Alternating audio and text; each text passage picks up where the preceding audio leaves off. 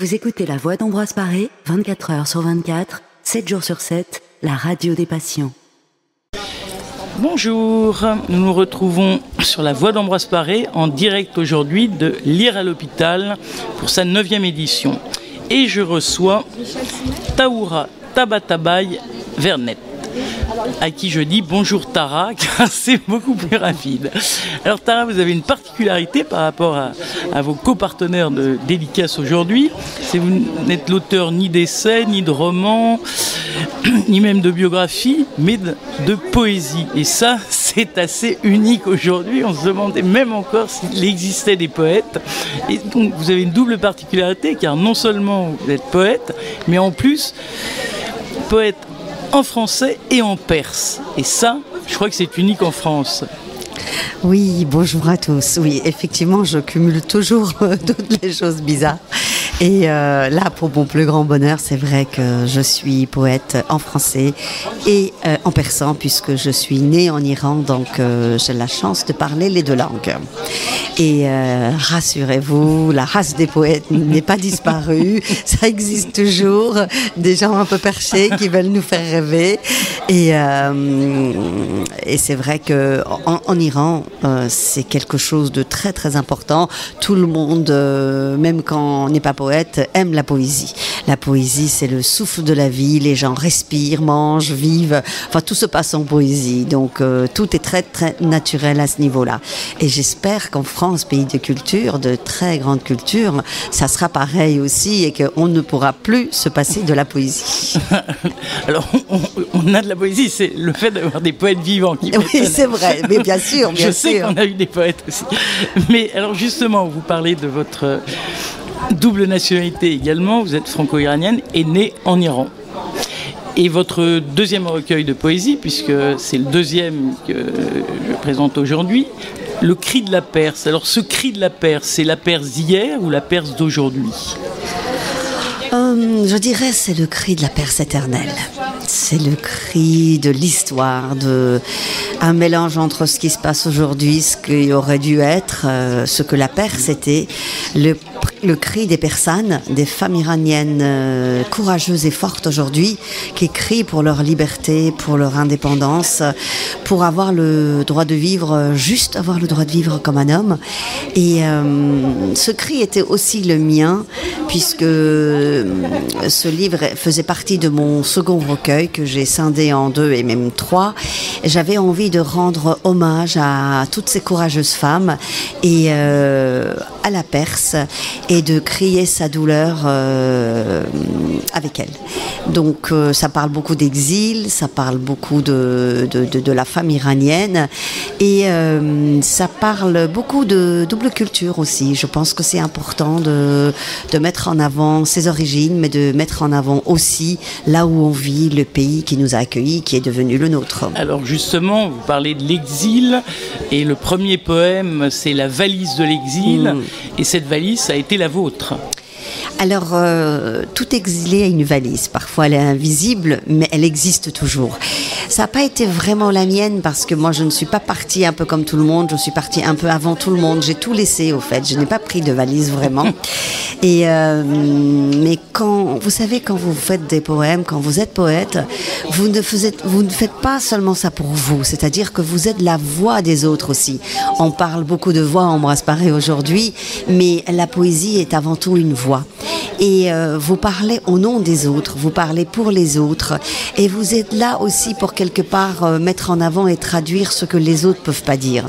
Moi, j'ai beaucoup parlé d'exil, mais je n'ai pas eu d'exil de cette façon-là, ni des autres poèmes que j'ai pu écrire, mais c'est ce que j'ai vu et j'ai voulu plutôt parler de l'exil des autres. Mais en même temps, il y a un peu de moi dans chacun des poèmes. J'allais le dire, parce que même si, d'abord, vous étiez très jeune, même si on ne vit pas l'exil avec une valise, l'exil, c'est pas uniquement de prendre la route et de fuir un pays, c'est aussi de laisser derrière soi un pays et de savoir que même si on y retourne, il ne ressemblera plus à ce qu'il était avant. Et c'est malheureusement le cas de l'Iran. Oui, c'est vrai, c'est vrai. Mais l'exil, c'est aussi se sacrifier. C'est laisser les choses en se sacrifiant. Je dis toujours que nous, les femmes, quelle que soit notre nationalité, de n'importe quel pays qu'on soit, on est toujours exilés.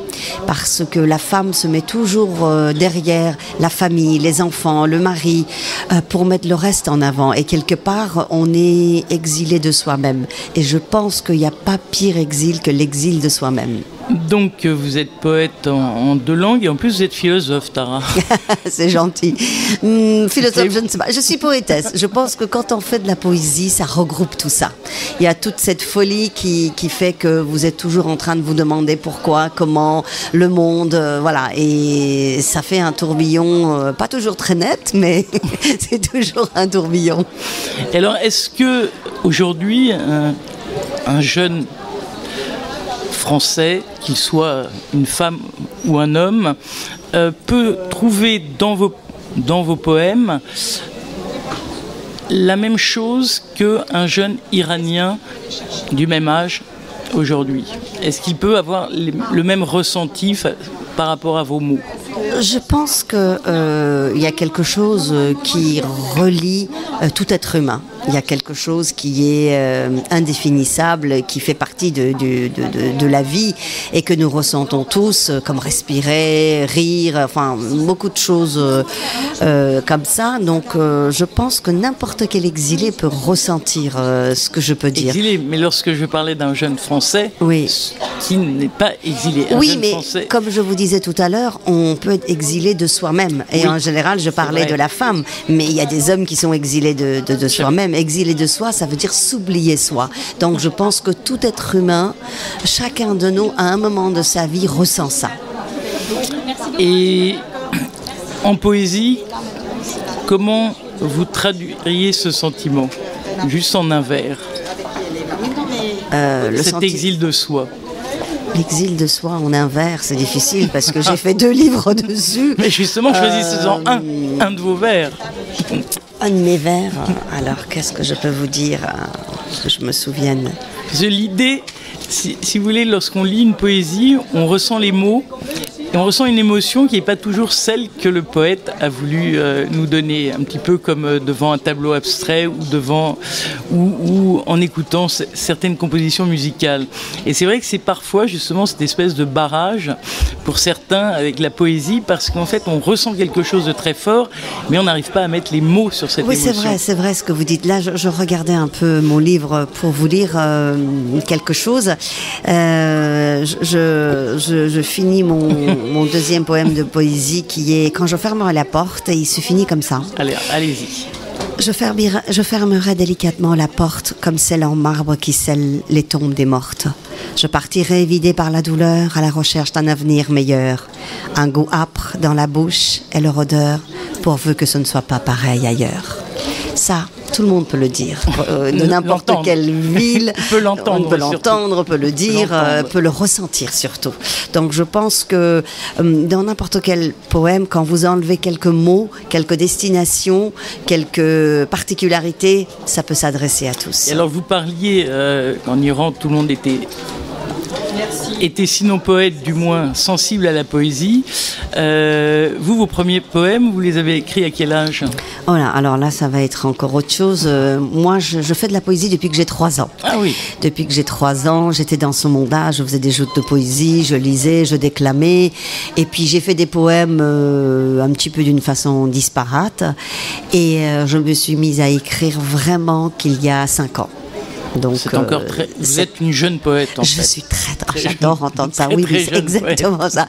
Je suis une jeune poétesse. Et donc vous avez publié Ma Poème, votre premier recueil, Le Cri de la Perse, et bientôt un 3e. Oui, le 3e et le 4e aussi. Ils sont près 5e. Bon, il y en a encore. Je crois que vous ne serez pas débarrassé de moi de sitôt. Oui, il y en a le 3e, le 4e, le 5e. Enfin voilà, il y en a beaucoup qui sont. Et est-ce que vous pensez que le 5e, lorsqu'il arrivera, il y aura encore toujours ces sentiments de l'exil, que ce soit un exil psychologique ou un exil physique, ou est-ce que vous aurez posé votre valise? Alors, intéressante comme question, je ne sais pas. L'avenir nous le dira. Je pense qu'il y aura toujours quelque chose de moi qui vient d'ailleurs. Je dis dans un de mes poèmes que mes poèmes ont toujours l'odeur des fleurs de Cachan et la couleur du bleu d'Ispahan. Ah. Et je pense que c'est ça aussi la richesse, c'est de ne pas oublier d'où on vient, mais prendre les belles choses qui sont devant nous et construire avec. Eh bien, sur ces belles paroles, j'invite tous ceux qui le peuvent à descendre dans le hall et retrouver justement les mots de Tara au stand de la Périve dans le hall de l'hôpital. Je serais ravie, la poésie vous attend. Merci Tara. Merci Marie. Vous écoutez La Voix d'Ambroise Paré, 24 heures sur 24, 7 jours sur 7, la radio des patients.